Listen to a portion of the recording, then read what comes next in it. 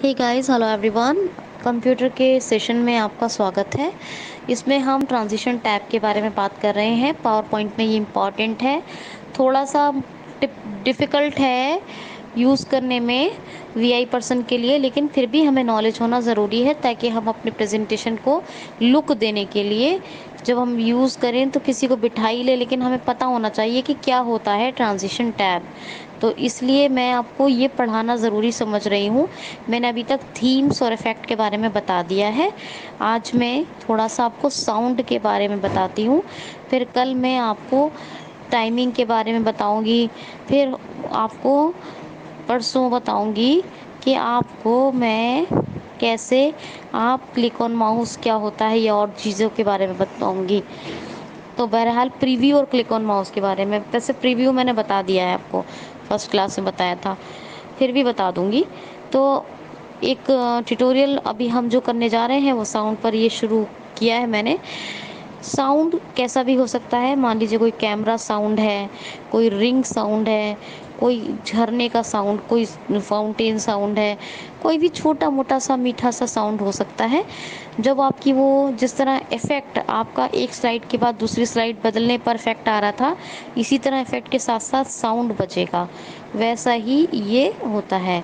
इसके लिए याद रखिएगा, ट्रांजिशन टैब को यूज़ करने से पहले प्रेजेंटेशन तैयार होना चाहिए। अगर आप विदाउट प्रिपेयर, बिना बगैर तैयार किसी पीपीटी में करके देखेंगे तो वो आपको ये बताएगा अनअवेलेबल अनअवेलेबल, क्योंकि आपका प्रेजेंटेशन प्रिपेयर नहीं है। तो इसलिए प्रेजेंटेशन प्रिपेयर होना चाहिए, तभी आप स्लाइड शो को देख सकते हैं और तभी आप अपने ट्रांजिशन टैब का यूज़ कर सकते हैं।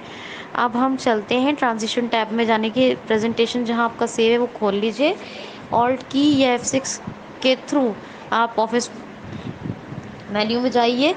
पहले होम टैब में अगर हमारा वर्किंग है किसी टैब में तो उसी टैब पे कर्सर जाएगा, वरना होम टैब पे जाएगा।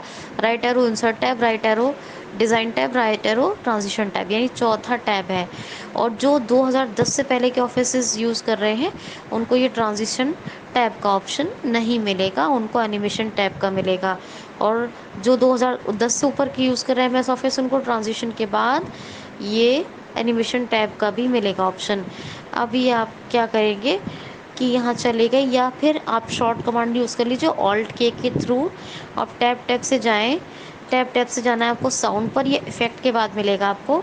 साउंड पे जाएंगे, आप एंटर कर दें, नहीं और किसी को प्रॉब्लम माउस से बिठा कर रखे, माउस ये लेके या टच पैड के थ्रू वो काम करे। वरना तो आपको, क्योंकि स्क्रीन रीडर का यहाँ एक्सेसिबिलिटी का प्रॉब्लम होता है, कोई भी अगर जॉस 2020 काम नहीं करेगा इस पर, तो फिर कोई भी स्क्रीन रीडर काम नहीं करेगा। तो जब आप अपने साउंड पे क्लिक करेंगे तो आप माउस से वहाँ पर सिलेक्ट करने के लिए कहिए, सुनवाने के पहले तो आपको पता नहीं चलेगा क्योंकि प्ले नहीं होगा, वो एकदम से बाद में ही प्ले होगा। तो आप उससे पूछिए कौन कौन से साउंड आ रहे हैं, क्लिक कर। तो जो साउंड चाहते हैं कि एक ही स्लाइड पर लगे और दूसरी स्लाइड पे दूसरा साउंड लगे, तीसरी पे तीसरा कोई और लगे, तो आप ये करें कि सिर्फ स्लाइड को सिलेक्ट करें और साउंड को सिलेक्ट ना करें, क्योंकि आप different different sound different slide पे लगा रहे हैं। और अगर आप चाहते हैं कि एक ही साउंड हर स्लाइड की चेंज होती है, प्रेजेंटेशन जब हमारा चले कंप्यूटर या प्रोजेक्टर पर, तो एक ही साउंड हमें सुनाई दे, एक ही हर स्लाइड की चेंज होने पर साउंड आए, तो स्लाइड को भी सिलेक्ट करवाएंगे और साउंड को भी।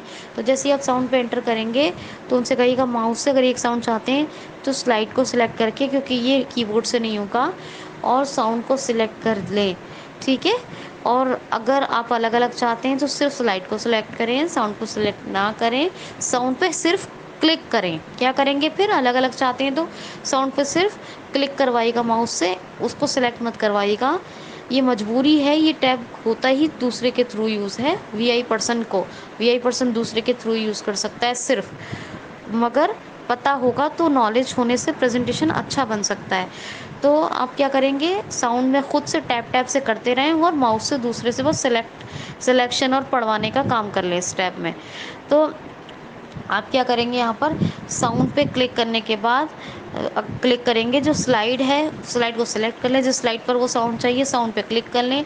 और अगर एक ही साउंड चाहिए तो आप स्लाइड को भी सिलेक्ट करेंगे और फिर आप जो साउंड लगा रहे हैं उसको भी सिलेक्ट करेंगे, दोनों को सिलेक्ट कीजिएगा और फिर डन या ओके पे एंटर कर दीजिएगा। और अगर आप चाहते हैं कि एक ही साउंड आए एक हर स्लाइड में, तो मैंने क्या कहा था, स्लाइड को सिलेक्ट करेंगे और साउंड को भी सिलेक्ट करेंगे, और एक नहीं आए अलग अलग आए तो साउंड को सिलेक्ट नहीं करेंगे, स्लाइड को सिलेक्ट करेंगे। तो आप चाह रहे हैं कि एक ही आए, तो आपने क्या किया, स्लाइड को सिलेक्ट किया और साउंड को भी सिलेक्ट किया। साउंड और स्लाइड दोनों सिलेक्ट होंगे, याद रखिएगा। तब वो जो साउंड आ रहे हैं, दोनों स्लाइड को भी सिलेक्ट करेंगे, साउंड को भी सिलेक्ट करेंगे। उनसे कहिए वहाँ कोई प्रीव्यू का ऑप्शन आ रहा हो तो देख लें, वरना ज़रूरत नहीं है देखने की, है ना। प्रीव्यू का ऑप्शन तो आता ही है वहाँ पर। साउंड और स्लाइड को सिलेक्ट करने के बाद टैब से आप अप्लाई टू ऑल पे क्लिक कर दीजिएगा, एंटर कर दीजिएगा। यानी कि ये समझने की बात है कि एक ही साउंड को सब स्लाइड में लगाएंगे तो साउंड को और स्लाइड को और साउंड को सिलेक्ट करना पड़ेगा दोनों को, और अलग अलग साउंड लगाएंगे तो सिर्फ स्लाइड को सिलेक्ट करेंगे, साउंड को पर क्लिक करेंगे माउस से, है ना। और एक ही लगाएंगे, दोनों को सेलेक्ट किया तो टैब से अप्लाई टू ऑल पे एंटर कीजिएगा। वरना आप अगर अलग अलग साउंड लगा रहे हैं तो जब एक स्लाइड को सेलेक्ट किया, साउंड पे क्लिक किया और टैब से ओके डन पे एंटर कर दीजिएगा, तो ये आपका साउंड लग जाएगा। अगर आपके साथ में कोई है तो आप करवा करके देखें इस प्रेजेंटेशन को बना के, नहीं हो तो ख़ुद कम से कम नेविगेट करके ऑप्शंस को तो समझ ही सकते हैं, ताकि नॉलेज हो। तो थोड़ा सा प्रैक्टिस कीजिए, फिर कल मैं आपको इसकी टाइमिंग के बारे में बताऊंगी, टाइमिंग क्या होती है, प्रेजेंटेशन में टाइमिंग कैसे सेट करते हैं। तो आज के लिए इतना ही दोस्तों, अपना ख्याल रखिए, खुश रहिए। Thanks for listening. Send button.